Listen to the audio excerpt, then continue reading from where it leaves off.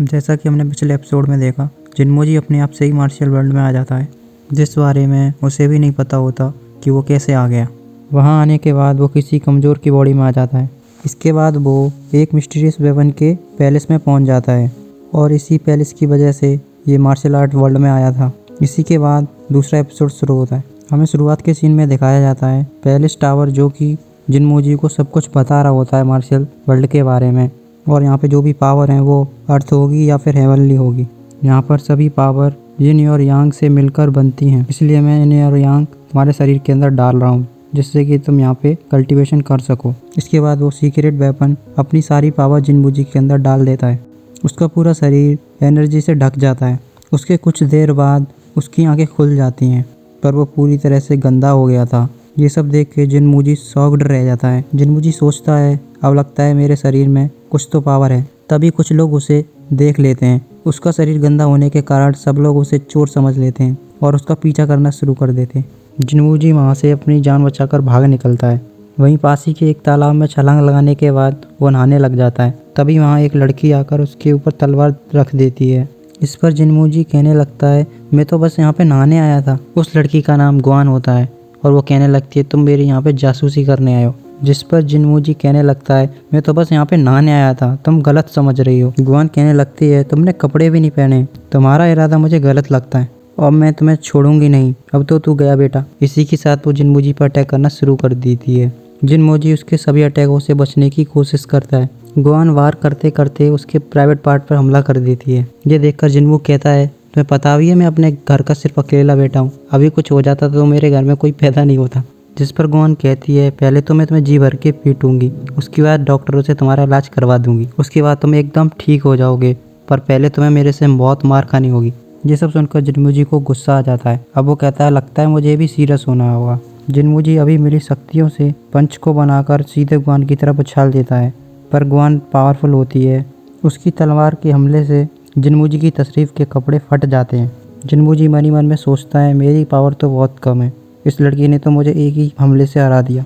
इसके बाद वो अपने घर की ओर चल देता है। वहीं पर उसे उसका थर्ड अंकल मिल जाता है। उसके हाथ में एक क्रॉसबो होता है। वो उसे सीधा जिनमोजी पे छोड़ देता है। जिनमोजी उस तीर की स्पीड देखकर बोलता है इसकी स्पीड तो 146 है, अगर मैं इधर उधर भी हुआ तो भी नहीं बच पाऊंगा। पर वो तीर सीधे उसके पीछे खड़े आदमी के लग जाता है, जो कि उसे मारने के लिए आया हुआ था। उसका थर्ड अंकल बोलने लग जाता है तुम तो कल्टीवेशन में बिल्कुल भी आगे नहीं हो, और जो तुम्हें मारने आया था वो तो 9th लेवल पे था। ये लोग अपनी प्रेजेंस को छुपा सकते हैं, अगर तुम्हारी लेवल उनसे आगे है तो तुम उनका पता लगा सकते हो, पर तुम्हारी तो लेवल कुछ भी नहीं है। फिर वो जी स्वान को लेवल कल्टीवेशन के बारे में बताने लग जाता है। पहले क्यू लेवल आता है, फिर उसके बाद क्यू लेवल के 9th ग्रेड आती हैं।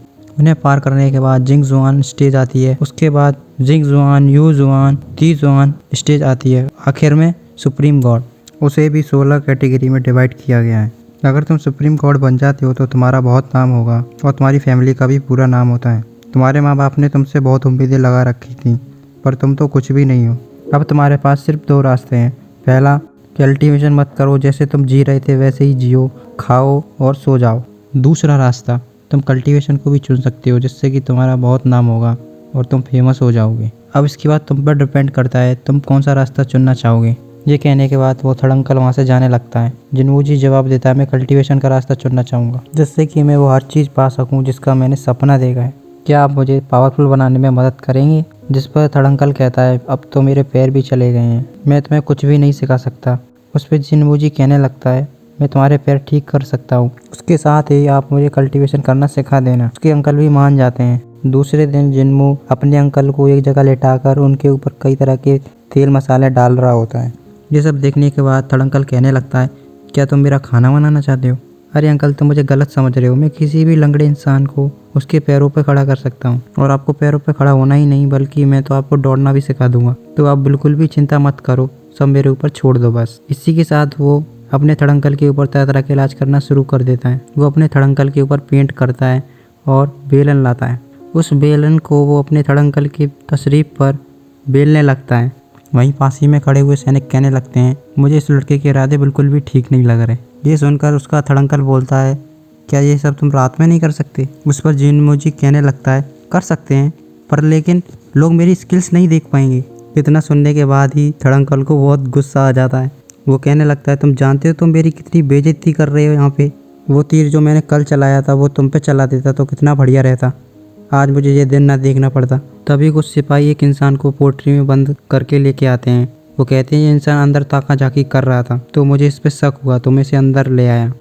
उस पोटरी को खोलते ही उसमें से एक मोटा इंसान निकलता है और ये जिनमोजी का बहुत ही अच्छा दोस्त होता है। तीर उसको देखते ही बोलती है अरे ये तो गोंगजी है, ये आपका बहुत ही अच्छा दोस्त है, आप दोनों की चर्चा तो पूरे शहर में है।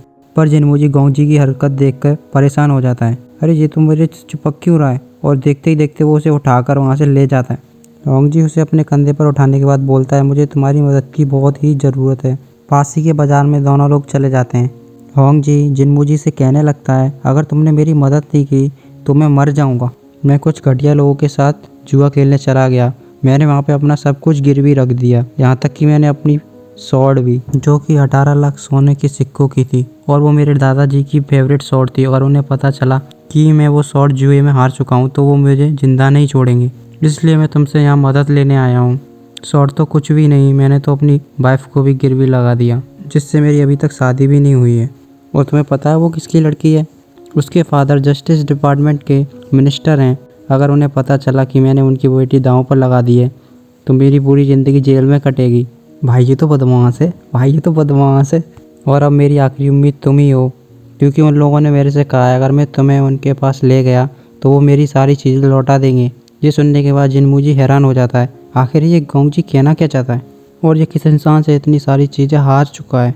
क्या किसी को भी नहीं पता? मुझे अभी मर के ज़िंदा हुए एक दिन भी नहीं हुआ। मुझे तो ऐसा लगता है वो लोग मुझे फंसाने के लिए बुला रहे हैं वहाँ पे। अगर मैं वहाँ चला गया तो वो मुझे ज़रूर ही मार देंगे और मैं इस गोंगजी के साथ तो बिल्कुल भी नहीं जाना चाहता। ये सुनने के बाद गोंगजी बहुत परेशान हो जाता है और वो उससे भीख मांगना शुरू कर देता है। जिनवो अगर तुमने मेरी मदद नहीं की तो मेरा क्या होगा? कुछ देर बाद जिनवो का ध्यान आसपास लोगों पे जाता है, देखता है कि वहाँ पर कोई भी नहीं है। ये देखने के बाद वो थोड़ा परेशान हो गया, अरे यहाँ के सारे लोग कहाँ चले गए? लगता है कुछ गड़बड़ तो है। इस सीन के बाद ही ये एपिसोड ख़त्म हो जाता है।